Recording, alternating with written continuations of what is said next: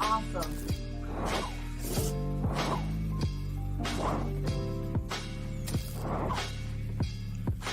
Thank you for tuning in.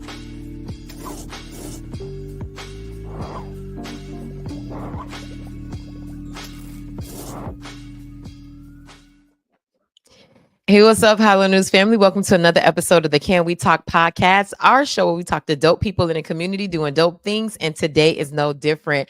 I'm so excited to have our next guest on because she is a part of our very special Miami Book Fair series where we are interviewing a few of the authors and some of the people from the Miami Book Fair to let you know all about it, but also too we can introduce you to some of the amazing authors that are going to be at the Miami Book Fair this year. And so today we have a very special guest. She has a really dope book out that you should know all about. We're going to dig all into it. And so without further ado, I would love to welcome to the show Nicola Yoon.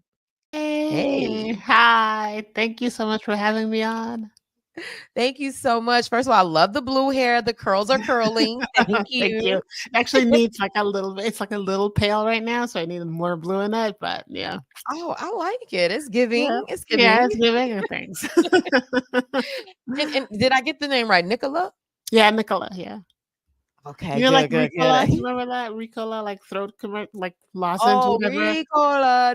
My friends used to torture me with that in college. Just Okay. it was terrible.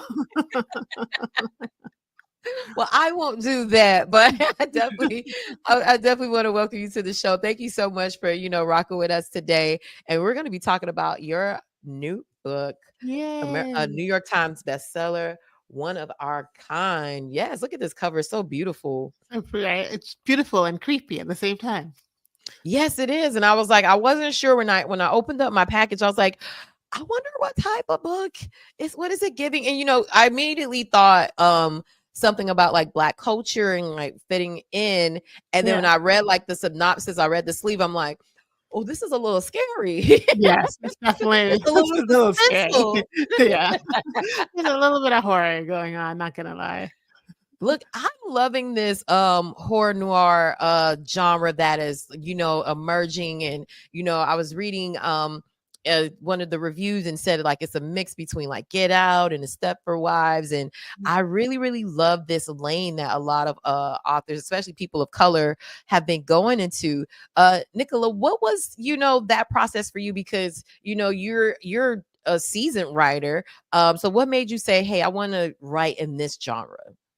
Yeah, I mean, you're right to say that it's sort of like emerging, I mean, I think there have been a lot of books that are sort of horror and social commentary, but I think for people of color, sort of tackling racism is a little bit more recent. I think with Get Out, certainly inspired a lot of people and inspired me, right?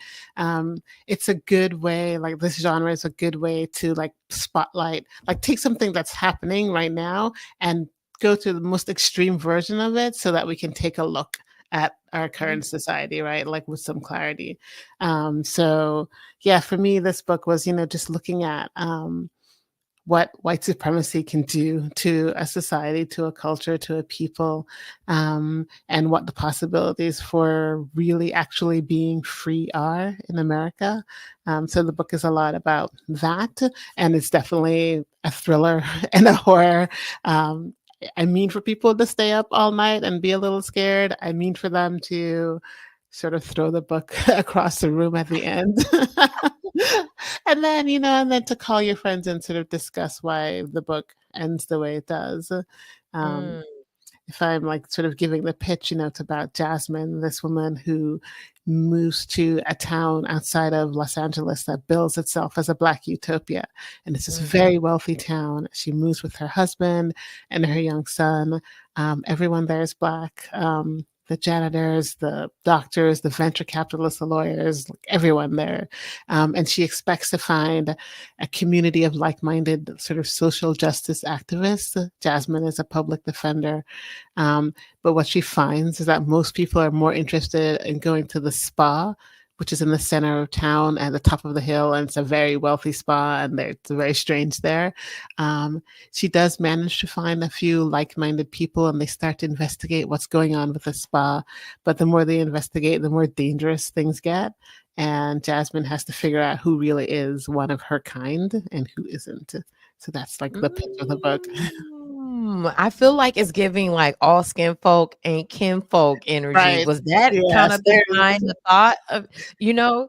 Yeah, I mean, it's about so many things, but it was inspired by like this conversation I had with a friend of mine a few years ago, and he's Black and an activist, and we had done this panel on race and racism, and then we went out to dinner, and we were sort of drinking a little bit, and then he Mhm. said, he asked me this question. He says, "Do you ever wonder who you would be or who we would be as people if it weren't for the specter of race and racism?"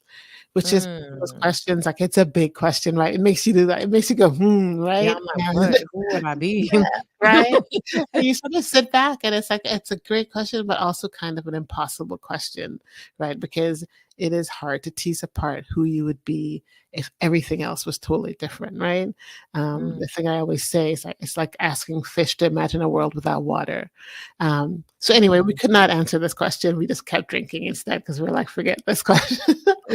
Um, but I mean, it's something that's stuck in my head. And then there's a Toni Morrison quote that I've known since I was a kid. You know how she says, "The very real function of racism is distraction, and that it keeps you from doing your Mm. work, and it keeps you having to prove over and over again your reason for being," which I've known since I was a kid and was very formative for me. And then I read The Stepford Wives, that old book by Ira Levin. And it's such a fiercely feminist book. And Mm. people misremember it because people say, "Oh, she's such a Stepford wife," and they sort of beat people over the head. But it's not that. The book is really feminist, and it's about the men who would want their women to be Stepford wives and to be robotic. So all those things sort of melded into my head, and I forgot about them. And then the summer of 2020 happened, and George Floyd's murder. And it all sort of came flooding back. And I will be honest and say I was despairing a little bit that summer. Weren't And we all? I mean, we were all right. I mean, it's just, I mean, even thinking, anytime you think about it, it is despair. And so I Yeah. wrote the book sort of in response to that and Wow. all of those things. And I wrote the first draft in 6 weeks, which is not something that's ever happened to me before Wow. and will never happen again. And then I took 3 years to revise it. And that One of a Kind was the result of all of that. Wow, that is amazing. And thank you for sharing, kind of like the thought process and the intention behind the book. And so I feel like people are really, really gonna like feel this one. And to me, it kind of reminds me like I feel like I could picture this as a series or a movie. Is that something that you have in mind when you wrote the book or when you finished the book of like when you see the different genres, not different genres, but this genre of horror noir, like coming out. Mhm. We talked about Get Out. It even made me think about the show Kindred, and I know that was based off of a book as Mhm. well. Is Mhm. was that going through your mind as well too? Like, this could possibly be adapted for TV or film. Yeah. I mean, I've my first 2 books were adapted for film, my 2 young adult Mm, books. And so I kinda know what that process is like, but I can't think about that stuff when I'm writing the book, because it's just then you start picturing specific people in it, and, like, that just doesn't work mm, for me, like, it's not the way my brain works. Um, but now after the book has been out, I mean, we've definitely had some interest, and, I mean, this book is so important to me that it would have to be the exact right fit for me to say yes, because one of the things that you do when you write a book and you have it filmed is you give up all your rights to it, right? So um, yeah, they call it an option, right? So they have the option to make the movie and then they buy the rights to make it. And then they don't have to include you. Like they could take the book and set it in space because you sold your rights. And so it would have to be this book is really important to me. So it would have to be like a really particular filmmaker who absolutely shared the vision. That's like the same vision for the book. that I do before. And even then, you're not guaranteed that it comes out perfectly or, comes out the way you want it. Um, but yeah, I mean, knock on wood, like someone cool will be like, come make a movie, I on that. know. Yeah. Yeah. That would be amazing. But I mean, you've already, did the, accomplish one of the major feats that authors, want to accomplish with being a New York Times best. Like, especially as a woman of color, a Black woman, not a lot of us are on those lists. Like, what does that feel like to accomplish that? Yeah, I mean, it's like it's good. I mean, it's amazing, right? So I was the first Black woman to hit number one on the New York Times Young Adult Mm, list. But that was in congrats. 2015. And so on the Wow. one hand, I'm like, I love being sort of the trailblazer and opening some doors, right? And watching people come after and so that feels good. But also it was 2015, which seems so late. I could not believe when I realized Yeah. that I was the first. I was like, but it's 2015. I mean, I keep saying it. I'm still shocked by it. It's so late in the day. So, it's like it's one of those things where, like, I'm proud of myself. Certainly proud to tell my daughter, and I'm proud to see, like, the just sort of flood of young Black women who've come after. But it's also kind of just like this should have been 100 years ago. I don't know what to tell you. Exactly. Yeah. Or at least the 80s. Like, come Yeah, on. I know. Yeah. Wow. Well, Yeah. congratulations on that. And you know, that's shocking to me that 2015 Right. is Yeah. like the fact that we still have first is like still I wow. know. Every time I see something like this, I go, "Wait, what? We didn't have this yet?" I don't understand this. Yeah. Man, but that is, kind of like speaks to, some of the themes within your book. And I want to know, like, what are you hoping people take away from the characters and the experience that they're going to have, reading One of Our Kind? Like, what are you hoping that they take away from it? Yeah, I mean, like my main character, Jasmine, she's definitely like the most complicated character I've ever written, and she's kind of a pain. Like she's super judgmental, not gonna lie. But the book is really about a world that would make Jasmine react Mm, that way, like the world that puts her in the position that makes her judge everyone and try to seek who her kind is based on some things that are superficial and some things that are not. Because we all live in this world where you walk into a grocery store or a CVS and you get followed around because of the color of your skin, or mhm. people. I mean, like all of these things happen all the time, and that can make a person very vigilant.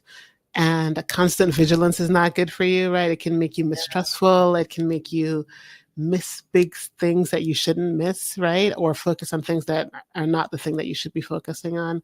Um, but in terms of what I expect or would love for people to take from this is, I think our national discourse around race is so fraught, Mm, and I don't think we treat each other with a lot of grace at all, right? I think we mm, assume the worst of everyone yeah. in that discussion. And I think we also do this thing where we like whisper when we talk about it. And I feel like the only thing we can do is really be honest with each other and shed light on things and not whisper and not hide. Um, but I also think we need to treat each other with grace, because I know in my relationships with people outside of my culture, I have made mistakes and I have like Mm, assumed the wrong thing or said the wrong thing. And they've all been very kind and forgiving to me. They're like, "Nick, what's going on with you?" And they'll mhm, correct me. And because they know I love them, right? They don't assume the worst of me. And then we move on from that point and continue our friendship, right? And the same things happen to me. People have been dumb with me, and I'll be just like, mhm. Get it together," right? And then we move on, and like, but I believe them. I know that they love me, and we move on, and our friendship and relationship is better for it. And I Mm, don't think we do that much anymore, right? I don't think that we treat each other. I think most people will do the right thing if they know what the right thing is. I think that mm, some people are trash, yeah. but I think most people are not. And I That's don't I think like that. yeah, I mean, I don't think we lean in. Like, I think the only way things change is like like you and me in a room really talking to each other and listening and believing when the other person says, this hurts, this is not the way it is, this thing happened to me, like really leaning in and paying attention and believing. I think that's how things change at like the micro level, and then that stuff builds up. So I think what I want people to take from this book is to read it, and then it's a provocative book. It's meant to provoke. I don't mean in the worst way. I mean provoke conversation and thought, and then call Yeah. your friends and talk about it. I love that. And I love what you said about people, want to do the right thing if they know what the right thing is. And so I do agree with you. Like, some people are trash, but I think a lot of people really have Yeah. the intention on not harming and wanting to do, right by people the best way that Yeah. they know how. Yeah. Like you said, having grace is definitely important in this day and time because of the political climate we in. So polarized, and it's you're here, you're there. If you don't think like Yeah. me, then you're just a monster. And I'm like, how do we get here? Yeah. Yeah. And it's not tenable, right? I mean, we need each other. Like that's just the Yes. truth. So we got to Mhm. figure it out. And definitely speaks to, finding your kind and your tribe. Yeah. Yeah. Um, just switching gears a little bit, Nicola, tell us about your involvement with the Miami Book Fair, and what people can expect, and also too, what does it mean for you to be coming to sunny Miami to be a part of our, festival that's been a staple in the community for 41 years?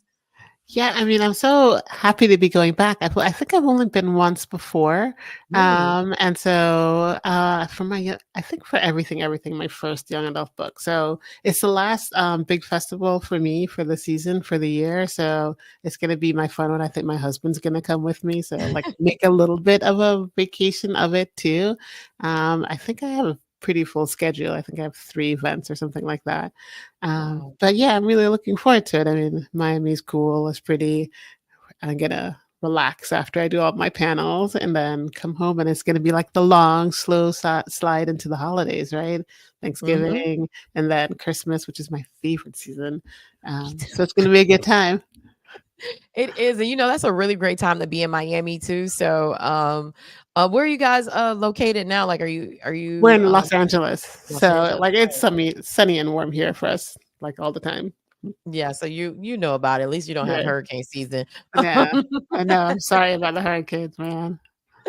Yeah, it's a chore, but it's a part of being in Miami. But when the book fair takes place November 17th through the 24th, it's gonna be nice and good weather down here in Miami. So you guys should have a good time. Yeah, no, I'm looking forward to it a lot. No, and I didn't know this was your second Miami Book Fair appearance. Do you have like any idea or anything that you could share about your itinerary that people can catch up with you? I don't know if you're doing book signings or readings. Like, can you tell us about what you'll be doing at the Miami Book Fair? Yeah, so I don't have my full schedule yet, but I'm Mhm. sure I'm doing at least 3 panels. And yes, I'll definitely be signing, and not just one of our kind. I'll be signing all the books. So, and I don't have any restrictions or limits on my signing line. So if you're coming out, you can bring whatever book you want, and I'll be happy to sign it. And that's it, right? Yeah, I have 3 events, so you should be able to catch me at least one of them.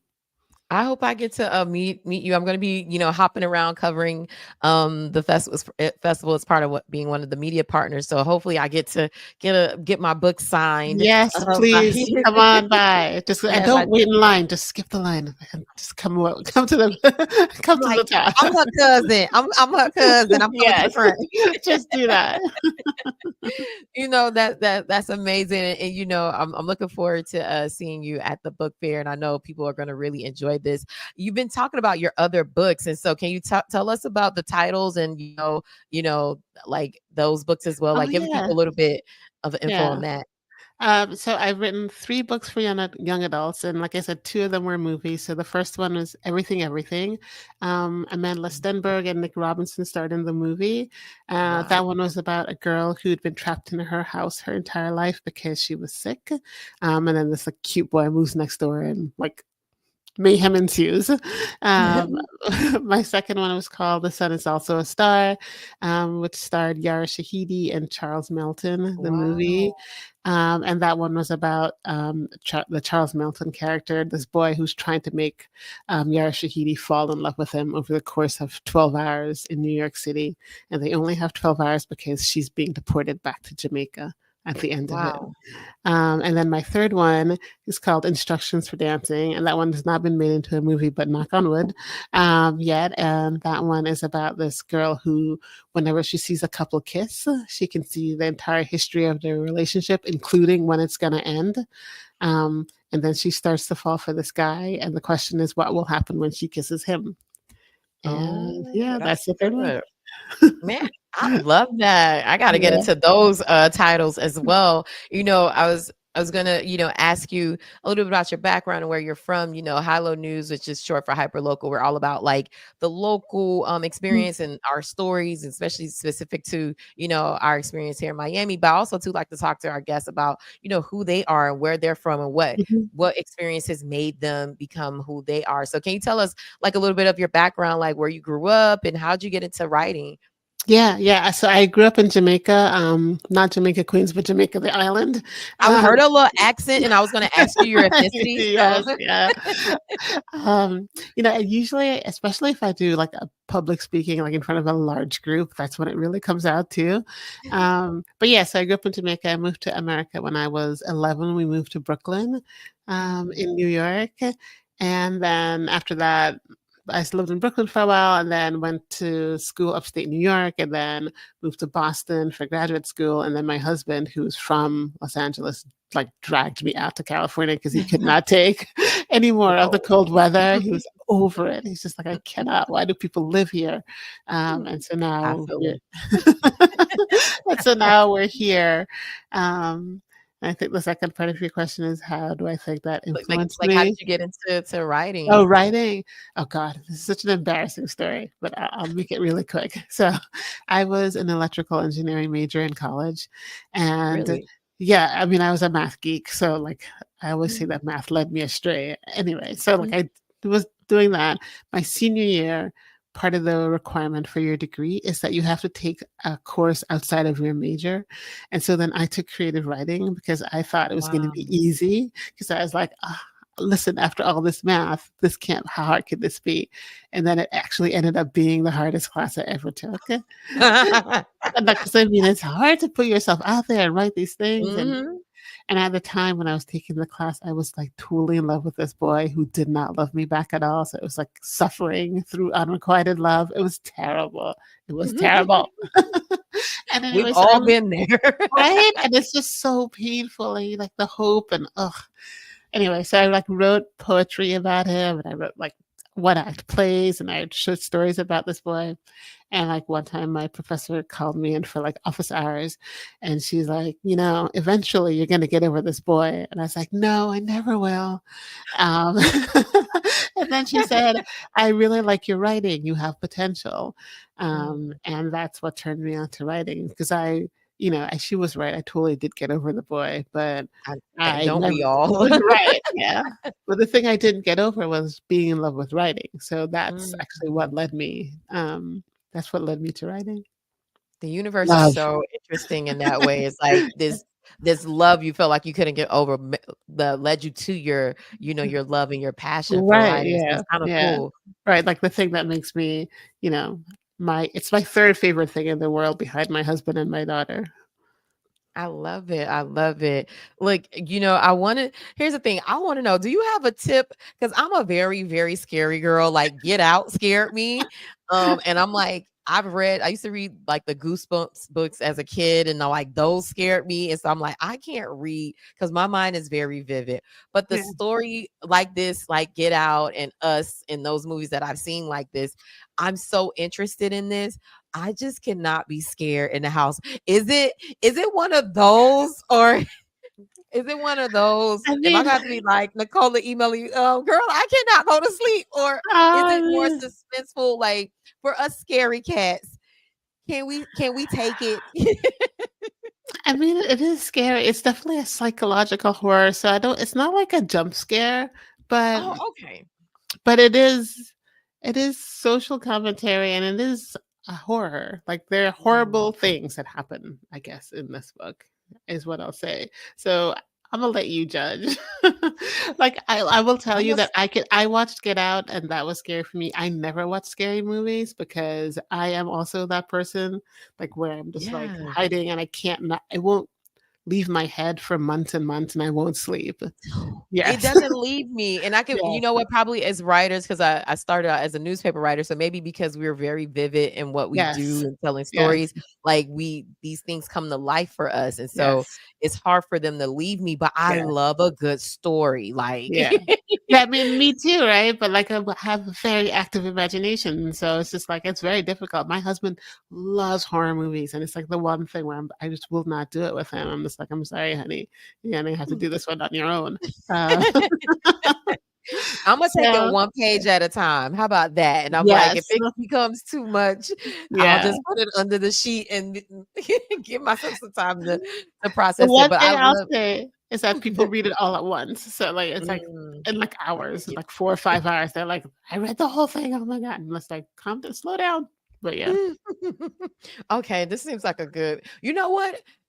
For me, I'll read a lot on the planes because I travel a lot for work, as you probably do as well. Yeah. So this may be something for me to read on a plane and people are around, and I won't like get too scared versus reading it alone in my house. So Yeah. you know, I'm gonna do that. I'm gonna do that because I really want to get into it, and I really love how like you mentioned that a lot of people who are doing uh horror and infusing racism and the black experience into it. I really love that intersection. And so Yeah, that's me when I too. read this. I was like, I really want to dig into this, but I see it's as scary.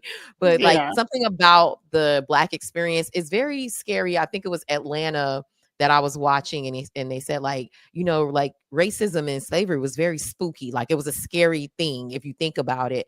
And so Yeah. I'm like really interested in how people like how we today tell those stories and what does that look like. And so I really want to dig into it. And if y'all not scary like me, y'all dig into it too because it's a very good premise. And I think it's a New York Times bestseller, so that means a lot of people have loved it too. So you got to jump on that bandwagon as well. Yes. Okay. This one is not a New York Times bestseller. I just don't want to, like, give it away. Like, I am a New Oh, York, but this one is not a New York Times bestseller. I'm Sorry. sorry. No, I'm no, it's reading it. okay. Look, look at that from my mouth to God's ears. Yeah. Right. Yeah. So yeah, I'm a best-selling author, is what they're saying, but I don't want to, like, mislead people. I don't know. And I apologize. I No, I you're misread fine. that, but I'm You're just fine. maybe that's the universe saying that I'm predicting what it's gonna be. Yes. Well, I mean, I'll take that for sure. Man, Nicole, this has been an amazing conversation. I truly, truly appreciate you taking time to speak with me. You know, and definitely hope I get to run into you at the Miami Book Fair. This is a Yes, really, please really come dope by, come conversation. by. And No, thanks for having me on. I really appreciate it because this is the kind of stuff that gets people to come out.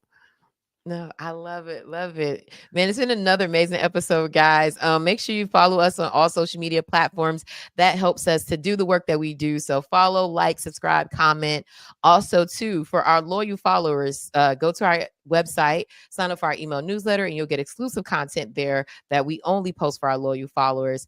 Again, this has been another amazing episode of the Can We Talk podcast, our special Miami Book Fair edition. We have been rocking out with Nicola Yoon, the author of One of Our Kind. She's a New York Times bestselling author, soon to be another New York Times bestselling author because I've been saying it the whole time.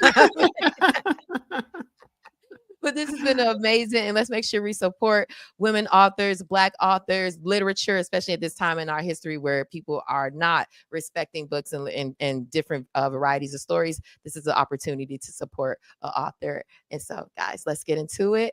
And I'll see you guys next time. Thank you again, Nicole. This is great. Thank you. Thank you for having me. Of course. We'll see you guys next time. Peace.